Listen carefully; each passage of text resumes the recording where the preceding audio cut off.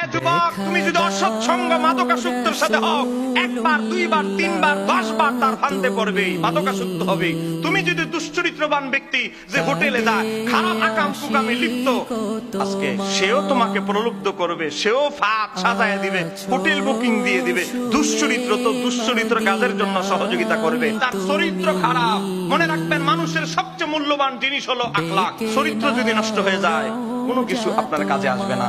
আপনার চরিত্র যদি খারাপ, জানা বেবিচার, উল্টা পাল্টা কাজে জড়িত হন, ইবাদতে স্বাদ পাবেন না, এই রোজায় কোনো স্বাদ পাবেন না। অতএব আগে আখলাক ঠিক করতে হবে। হে যুবক, তুমি যুবক, তোমাদেরকে আমি নসিহত করছি। ইমাম বাইহাকি সোয়াবুল ঈমানের হাদিস, আমার নবী বলেছেন, জালিসুল উলামা। হে যুবক, আলেম ওলামাদের সংস্পর্শে বসো। আর প্রজ্ঞাবান সমাজের যারা বুদ্ধিজীবী জ্ঞানী মানুষ, তাদের সোহবত নাও।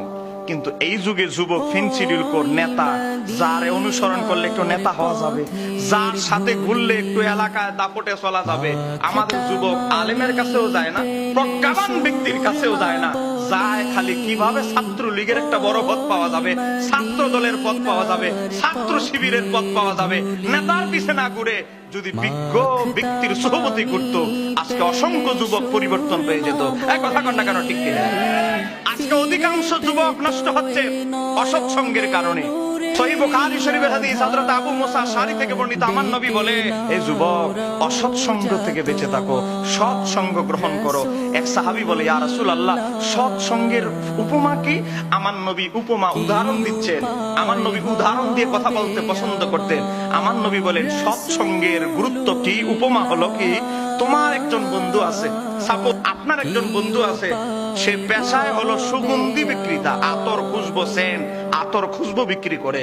এখন আপনার বন্ধুত্ব যদি আতর খুশবু বিক্রেতার সাথে হয়, তার সাথে কোলাকুলি করলে, একসাথে থাকলে আতরের কিছু সুঘ্রাণ আপনার মাঝে পাওয়া যাবে। সে হাতে দিবে, বন্ধু আজকে দুবাই থেকে আতরটা আসছে, আমি নিয়ে আসছি, ব্যবহার করি, দেখ তোকে একটু লাগাই দেই। যদি আপনার বন্ধুত্ব যদি একটা খুশবু বিক্রেতার সাথে হয়, আতর বিক্রেতার সাথে হয়, তার সাথে কোলাকুলি, একসাথে আত্মা থাকার কারণে তার থেকে কিছু হলেও সুঘ্রাণ আপনার শরীরে পাওয়া যাবে।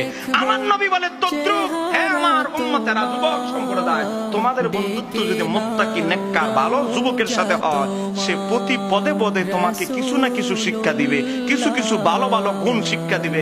আস্তে আস্তে তোমার মাঝে পরিবর্তন আসবে। বলে, আমার নবীর কথা কি বাস্তব না অবাস্তব?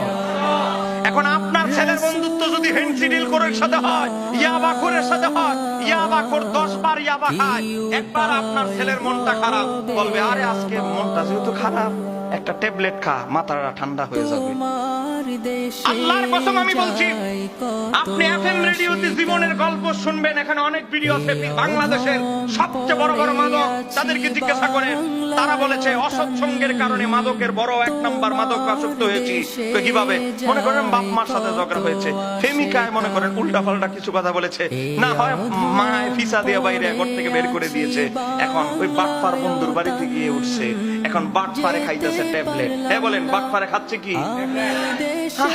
তোর মনটা যেহেতু খারাপ, কিছু খাইতেছস না, একটা ট্যাবলেট খা, তোর মাথাটা দেখবি একদম ঠান্ডা হয়ে যাবে।